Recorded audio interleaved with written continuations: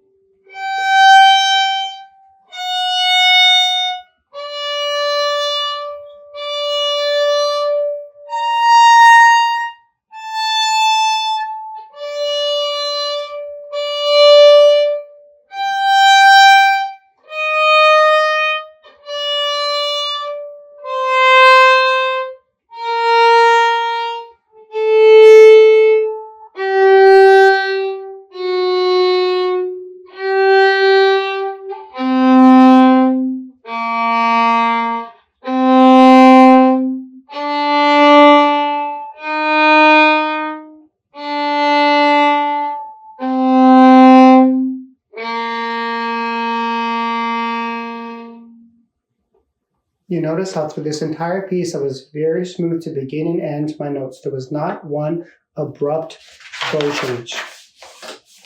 All right, we're moving on to number 46, America the Beautiful by Bates and Ward. So this is in A flat major, starting on E flat with the pickup. So if you want to make this a little bit better, what you can do after you learn the notes and the low fingers and the rhythm, I would highly encourage you to try to add some slurs. That will make it much smoother and more musical. Maybe the last line, I'll throw some slurs in there to just give an example, but you can experiment, and probably 2 notes to a bow will sound really nice here. America the Beautiful.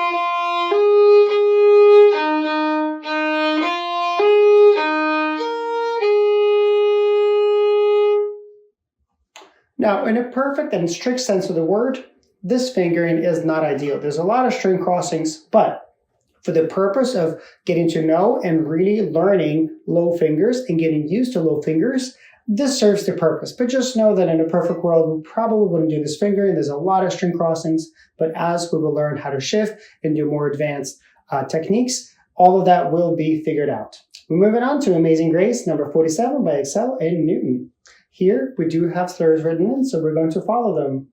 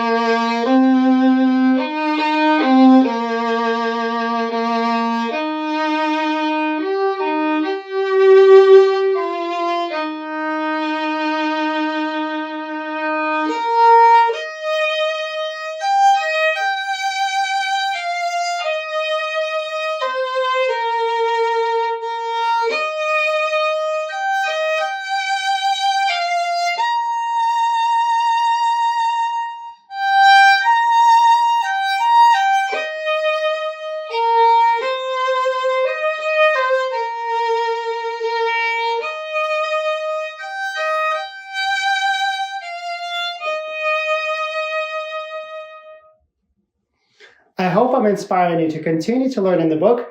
And when we're going to learn vibrato in this book, that when you add vibrato, it's magical. I don't know how else to describe it. Playing with a really nice, beautiful vibrato at such a beautiful song really just creates magic.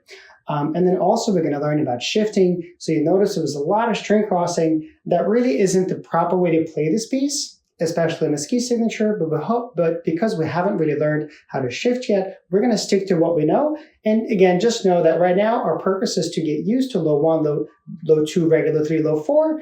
And then as we learn more skills like vibrato and shifting, we're going to apply them to our playing, and you will notice that your playing will go and elevate to a completely different level. We're moving on to number 48, Greensleeves Exercise. We start with open D for once, a nice easy note.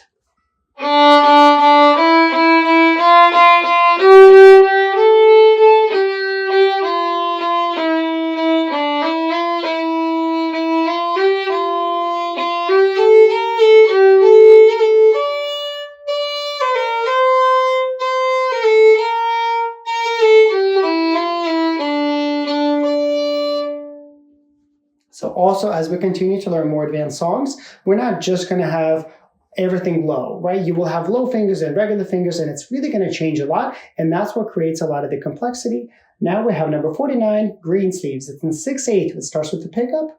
All right, again, a very beautiful English traditional.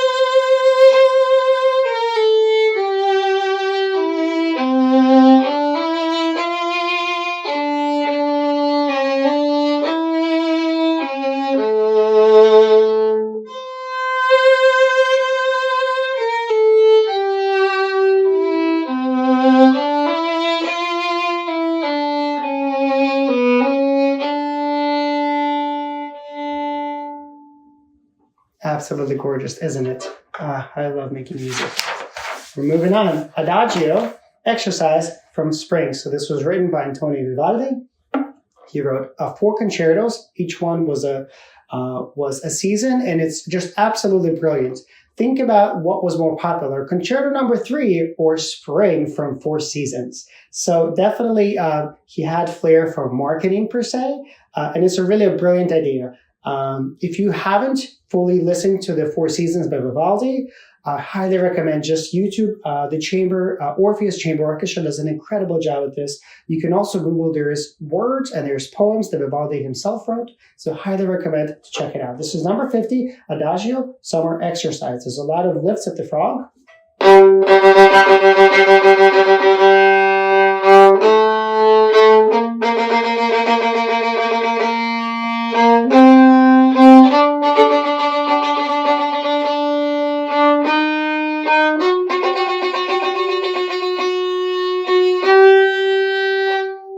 Now at the end, you probably heard D, E flat, F sharp, and then G.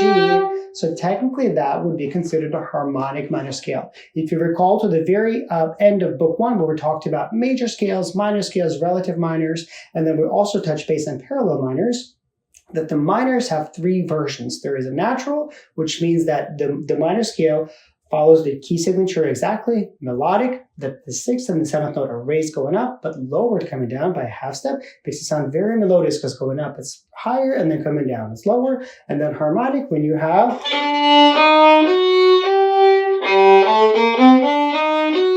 So this would be a G minor harmonic scale, G, A, B flat, C, D, E flat, F sharp, and G.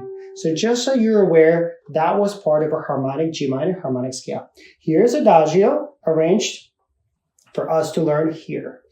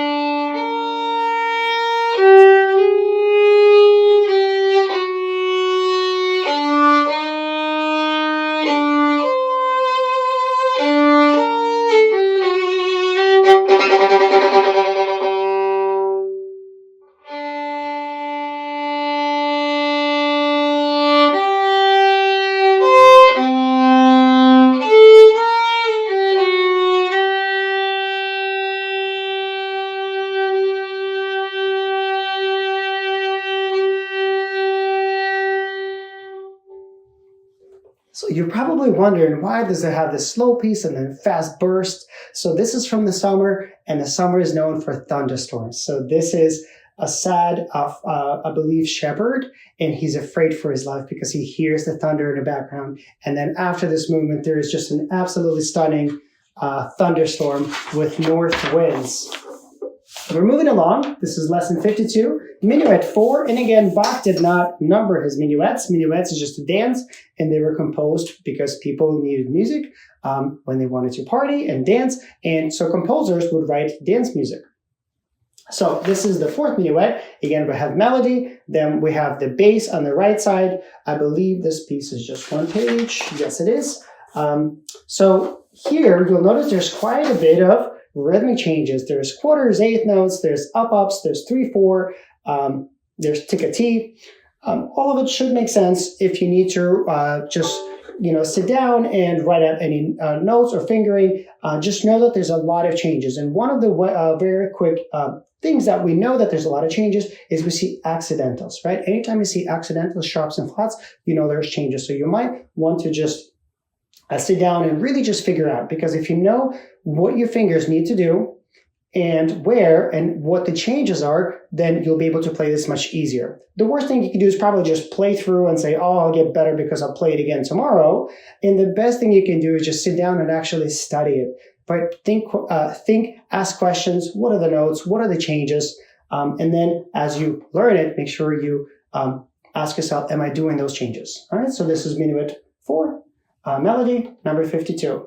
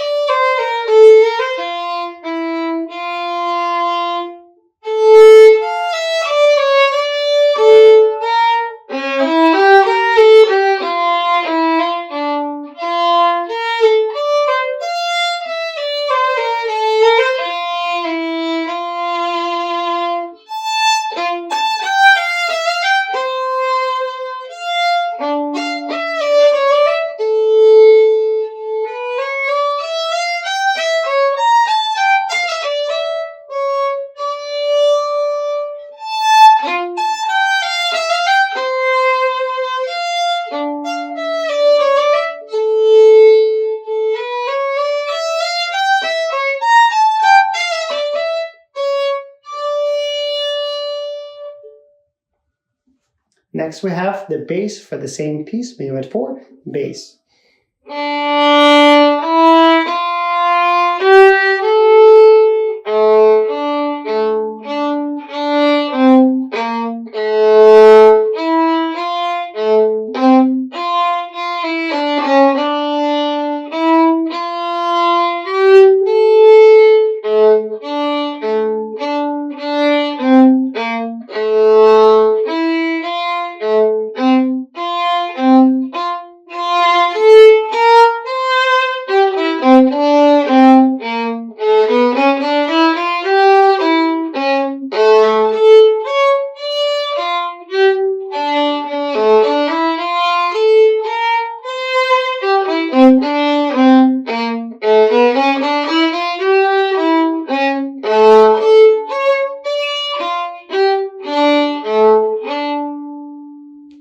All right, and again, if you have someone that you can play with, whether it's a teacher or a friend, please do so. It is absolutely wonderful to play this music with a partner the way it was intended. Again, this was originally written for the keyboard, and we are arranging for 2 violins here, essentially. All right, we're moving along to number 54 and 55, which is Polonaise.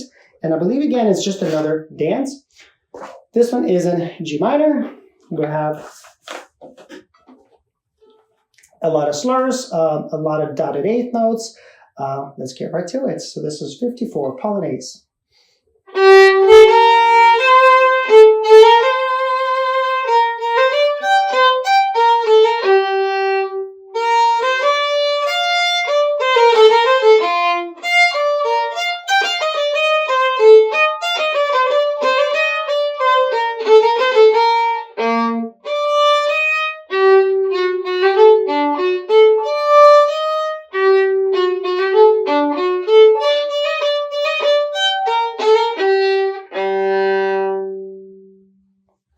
Next is 55, Polonaise, the bass.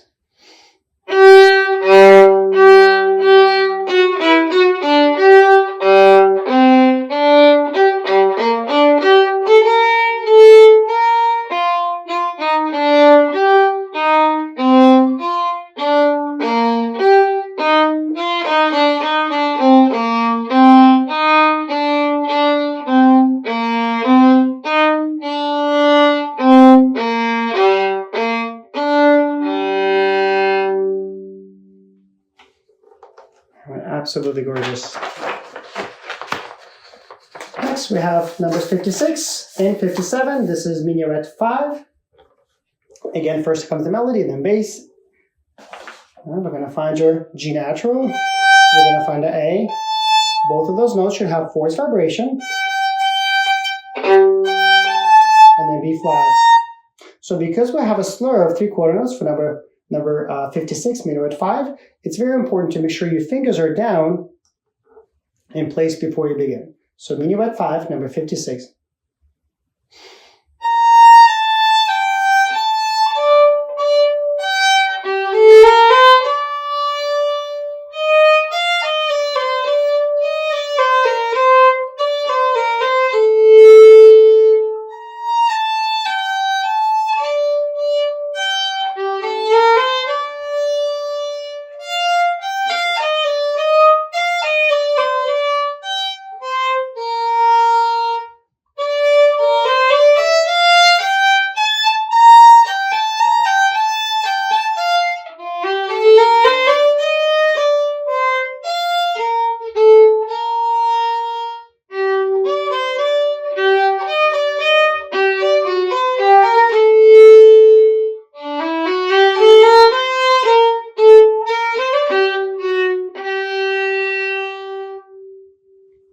Now, you probably noticed me struggle at the very end of measure 25, 26, 27. So the reason that's tricky is, number one, every note is in a different string. So that particular measure, 26, 27, you have D string, A string, D string, A string, D string, A string. Now, if that's not challenging enough, the tricky part here is we have 3, 3.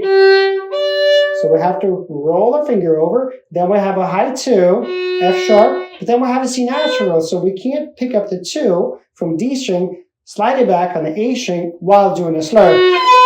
That's a big no-no. So the solution here is we're going to play a high 1. We're going to take a pointer and we're going to slide it up towards the bridge, right squeezed under the high 2. So slowly it's 3, 3, high 2 on D, high 1 on A, squeezed on the A string under the high 2, back to 3 on D, back to low 1 on A.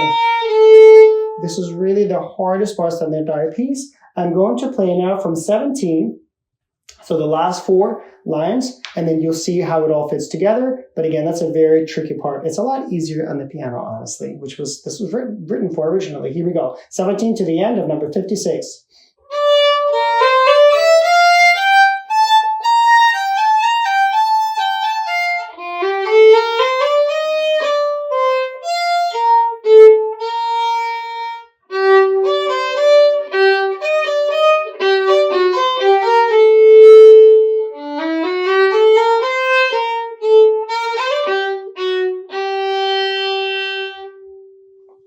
And next we have number 57. This is Minuet 5, the bass for the same piece that we just played. So again, here's the melody. Here's the bass.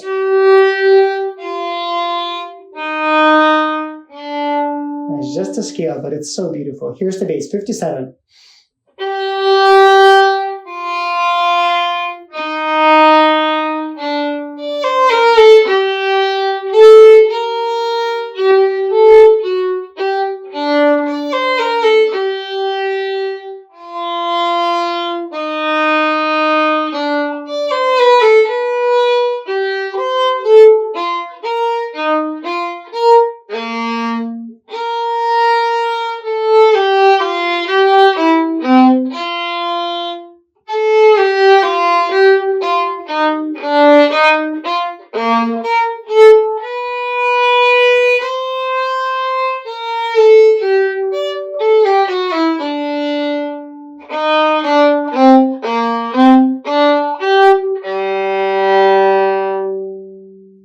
All right, thank you for watching. I hope you enjoy making this beautiful, gorgeous music, and I'll see you in the next lesson.